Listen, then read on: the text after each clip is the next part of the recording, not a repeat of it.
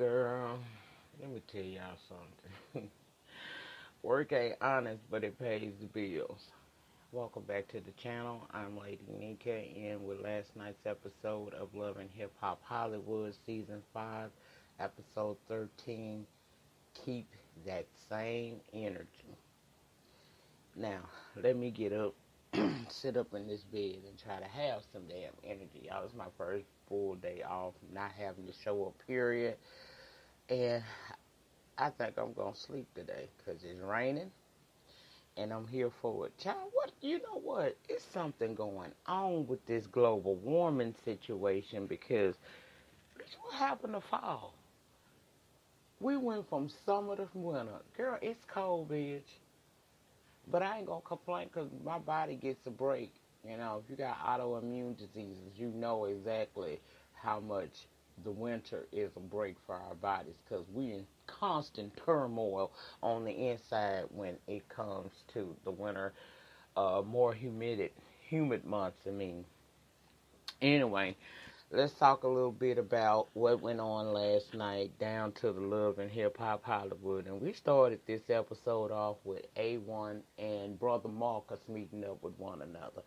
Now, if you remember, they really haven't seen each other since the pool hall with Ray J. So they meeting up, and in this meeting, Marcus decides to tell A1, look him, Ray J had this father figure Friday situation, and he had me, Lucci, and Child Rockstar showed up. We all down there come flabbing.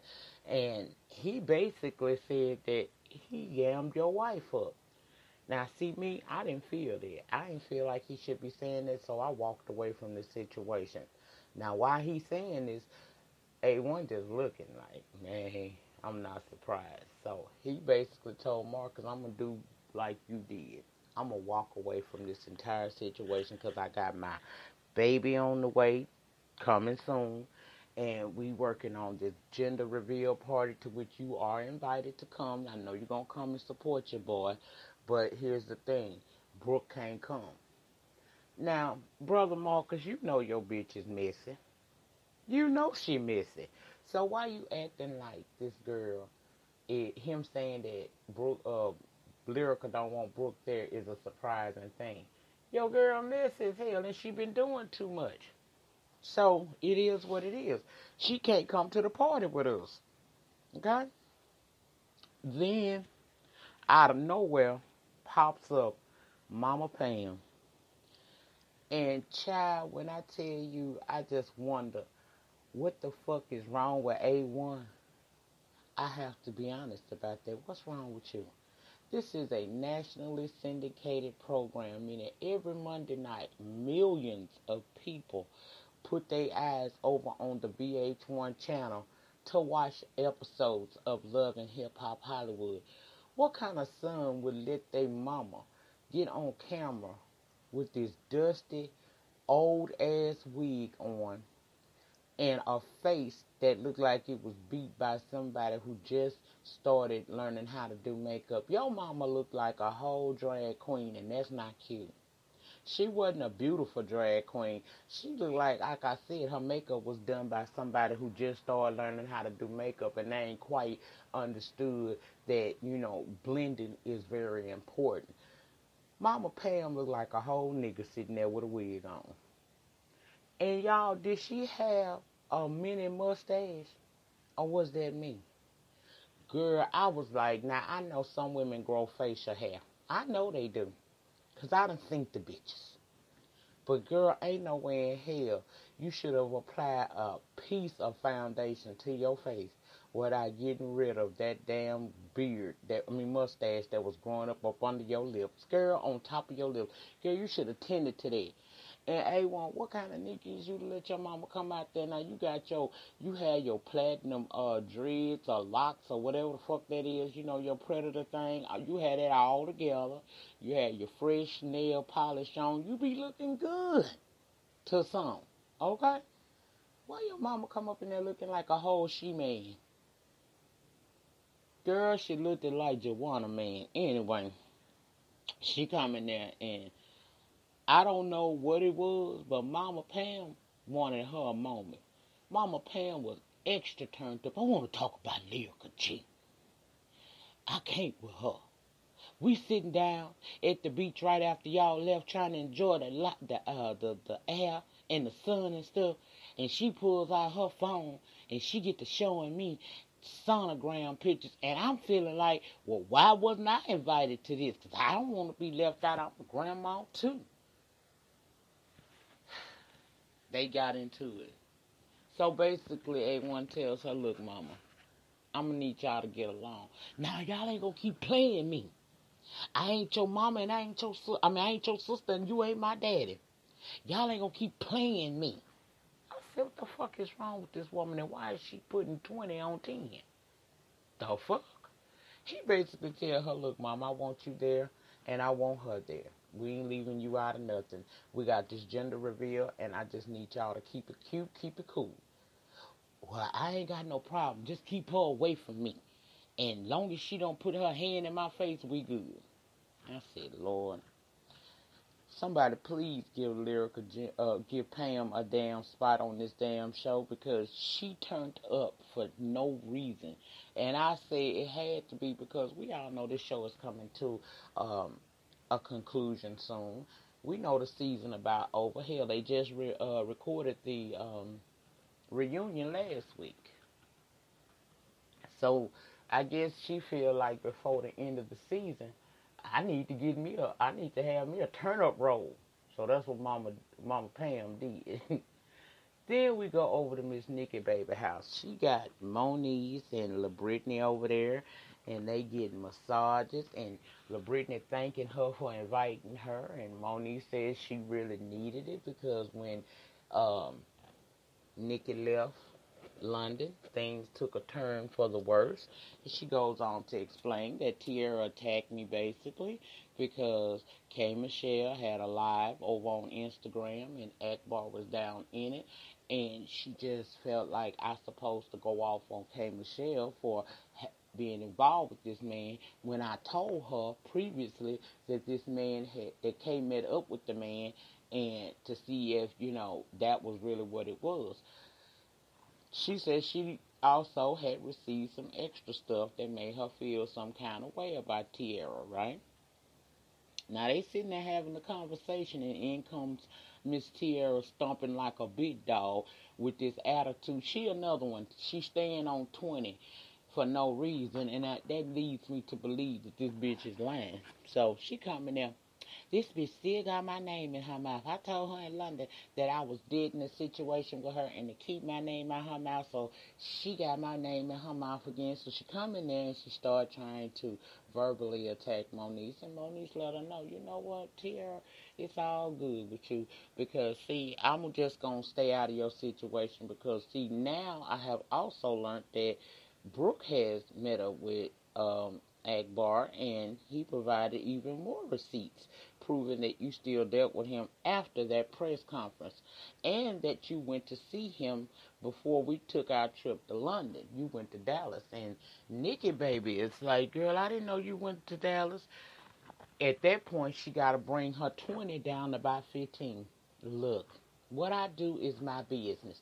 And yes, I did go out there to see him. Maybe I just needed him to lie to me one more time so I'll know that this is really a dead situation. And I'm sitting here thinking to myself, girl, you got to be the lamest hoe on planet Earth, or you think that we are.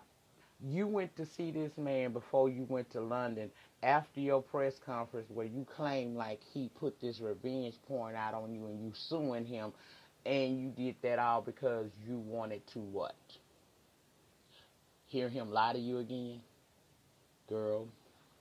So, Lil Brittany say, well, look here. I think you need to have a conversation with Brooke. Miss Teairra pipes back up to 20 again and goes, oh, we gonna have a conversation. And she stumps off like she a big dog. I said, simple bitch, simple bitch. Then we go over to the studio. We got Rockstar and A1. I mean, not Rockstar and Solo Lucci in there. They working on this song together, right? So after Lucci comes out of the booth, he and Rockstar sitting down, and Rockstar said, hey, A1 FaceTime me asking me why I'm throwing Lyrica name, in the mud. Why am I throwing her through a wall talking this yiggity yig yak yak yak shit, okay? He said, basically, Marcus went back and told everything that we had discussed at the uh, Father Figure Friday, and this man hit me up. And I did what any black man will do in court. I lied. I said, well, why would you lie if what you saying is the truth? What you lying for?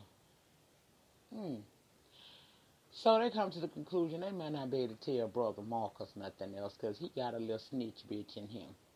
I don't agree, but we're going to leave it there for the moment. So we see Miss Nikki Baby and Lil Brittany headed into the studio. Solo Lucha has invited her to his recording session, and she going to approach him about the situation of Brooke saying down in London that she slept with him. So when she come in, she got this whole attitude, right? And he trying to figure out what's wrong with her. She says, I didn't know motherfuckers was still lying in 2018. He like, who lied? She said, you lied. We were in London and we played this game called Never Have I Ever. And Brooke says, never have I ever slept with Solo Lucha. So I was like, neither have I. He like, at that point, so you shaming me? So in the confessional, he said, you know what? She shaming me, and that leads me to believe that he ain't lying. She dealt with him, but for some reason, she don't want nobody to know about it. So now she there clowning this man, telling him that his cars is fake, his money fake, he owed the strip clubs, and she decides to dump out this purse full of money to him and say she gonna help him out on his debts. And at this point, he not mad because this is ridiculous according to Rockstar, and to Lucci, he offended. Bitch, you come up in my shit trying to be disrespectful to me, man. Fuck you, hoe. I ain't want to get on with you bad like that because I like you. But what you not going to do is sit here and act like I didn't happen. So she gets mad and walks off, right? So he is left to feel some kind of way. Again, I'm tending to believe that she did fuck Polish Solo, but she don't want nobody to know. And that's got him feeling some kind of way. So they come to the conclusion Brooke and Marcus can't be spoken to. You can't tell them nothing because they'll go back and tell it. So he wants to approach Lucci, that is. He wants to approach Marcus about this whole situation. Now we see Brooke and Lyrica meeting up with them. And Lyrica, girl, what is going on with your lace front, girl? It looked terrible. It looked a mess, too. It wasn't no money in the budget for wigs this season. Because some of y'all looking hot diggity mess. I know it's almost Halloween, but bitch, no. Okay? She's sitting there saying she's 4 months pregnant, and right now she just got to focus on the positivity. She also reveals to Princess that she is having a gender reveal to which she is invited, but she does not want Ray to be invited because of all the mess that Ray has kicked up. Now, unlike Marcus, Princess was okay with it. She said, I understand what he did was messy, and I want to apologize on behalf of him because that was really messed up. Then we move into the conversation of how she was in labor for 28 hours, and for 27 of them, she endured the pain without the assistance of an epidural. However, she ended up having an emergency C-section. She's telling her, look, you need to stay away from anything that is not positive because you want your baby to have a healthy start to life. And if you're in turmoil, your baby is too. So she says, basically, Lyrica say, girl, we just we're gonna walk it like we talking. We staying away from all the negativity. So then we see a meetup between AD and Fizz. And Fizz truly has been downgraded to a friend of the show because, baby, we ain't seen him all season. That little meeting basically was for AD to vent about the fact that Moniece wants to pipe up their relationship, take it to another level, and get a ring. But in the book of her mind, Moniece is not prioritizing her time right. She ain't got shit right, so they not right here for them to be trying to get married. Okay. Can Fizz is talking about how much Moniece was blowing his phone up over when she was in London, want to talk to Cam, and basically his thing is Cam is almost a teenager. I can't make him answer, and when she calls and I don't answer, it's probably because she calling me late at night and I'm sleeping. So I don't know what the purpose of her going off and whatnot is, but yeah. Then we move into learning that Fizz and Tiffany broke up. He said that she wanted to move a little too fast. She got to start. She got to talking about blending families, and he was like, "No, we can't do no blending of the family, especially when things are so bad between you and Moniece." So basically, they not together no more. That's all we got out of that scene. That was it. Child, I was like, whatever. Then we go to the gender reveal, and it's revealed that A1 and Lyrica will be having a little boy. Now, you saw Princess there, and she said that, she told Ray that he wasn't invited, and he act like it didn't bother him, but she hoping that it does bother him, and he realizes that his messy ways have caused a rift in their friendships, and he needs to fix that. Marcus is there saying that, he's still in his feels that Brooke wasn't invited, but he also concerned about why A1 seems to not be being so concerned about this so-called numerous men who are saying that they had sex with Lyrica. Why does that matter? If they cool with it, then everybody else needs to be cool with it. Hell, I don't give a damn. But on the flip side, if y'all are not aware, A1 and Lyrica were on the Breakfast Club last week, and they did admit that they had a DNA test, and we know that that's going to be baby Bentley when he's born.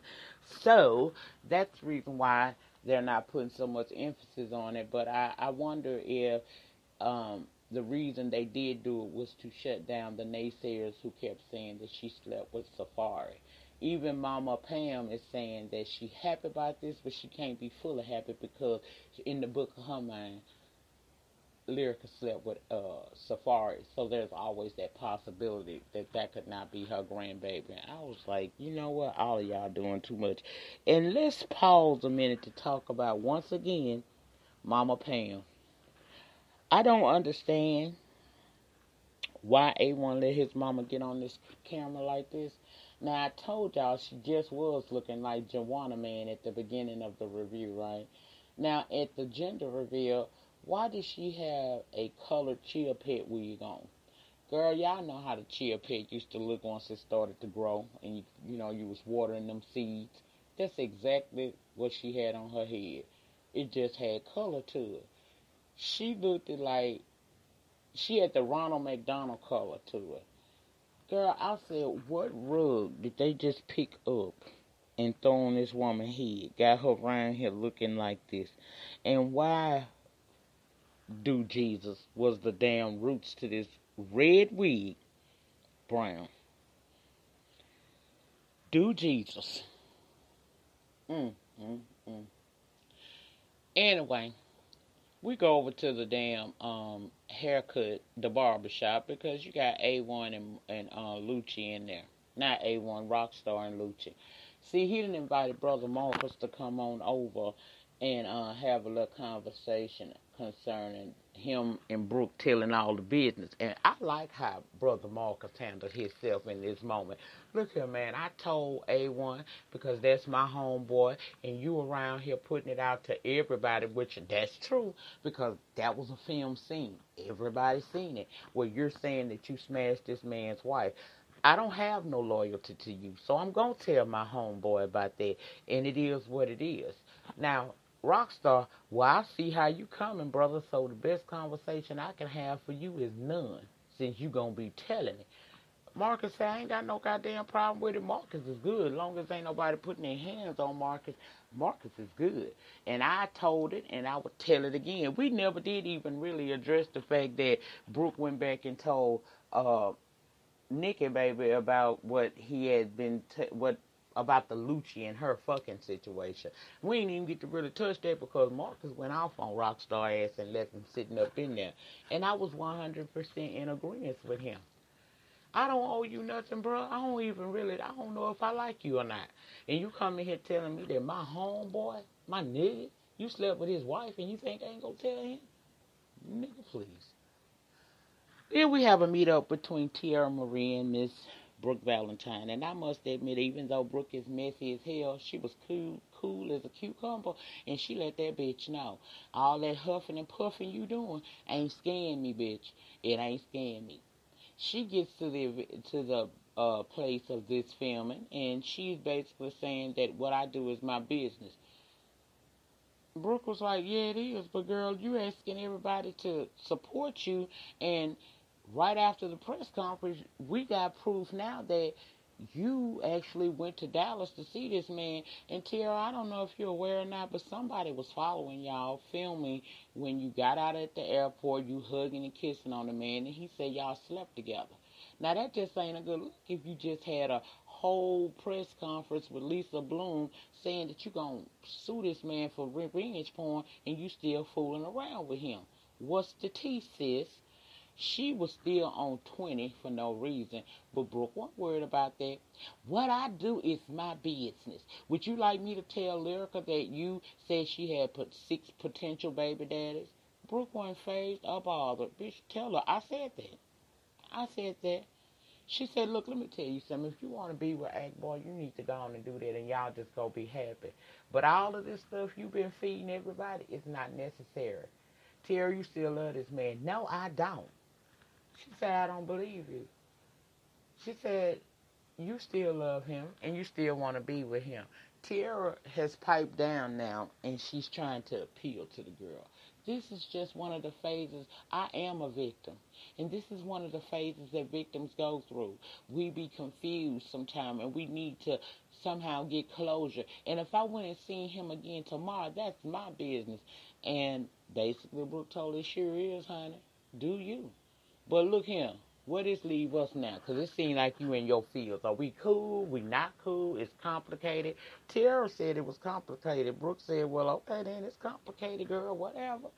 So Teairra storms off like she finna, like somebody scared of her and she didn't check somebody. That girl said, shit, I might as well sit here and have a drink since I'm here.